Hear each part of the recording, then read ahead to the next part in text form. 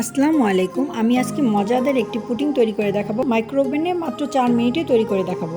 প্রথমে আমি এখানে ক্যারামেলের জন্য ৪ চা চামচ চিনি নিয়েছি, ২ চা চামচ আমি পানি নিয়েছি। এখন আমি ক্যারামেলের জন্য মাইক্রোওভেনে দিয়ে দেবো ২ মিনিটের জন্য। এখানে আমি ৪টা ডিম নিয়েছি, আমি হ্যান্ড উইক্স দিয়ে মিক্স করে নিয়েছি ভালো করে। তারপর এখানে হাফ কাপ চিনি আমি দিয়েছি। এখন আমি ভালো করে মিক্সড করছি। হাফ কাপ গুঁড়া দুধ দিয়েছি, একদম কোনো লাম্পস যেন না থাকে সেভাবে মিক্স করে নিতে হবে। তারপর এখানে লিকুইড দুধ দিয়েছি ১ কাপ, ভ্যানিলা এসেন্স দিয়েছি হাফ চা চামচ। তারপর ভালো করে মিক্স করে আমি মাইক্রোওভেনে ৪ মিনিটের জন্য দিয়েছি। দেখুন আমার দারুণ মজার একটি পুডিং রেডি। মাত্র আমি ৪ মিনিটে মাইক্রোওভেনে তৈরি করে নিয়েছি।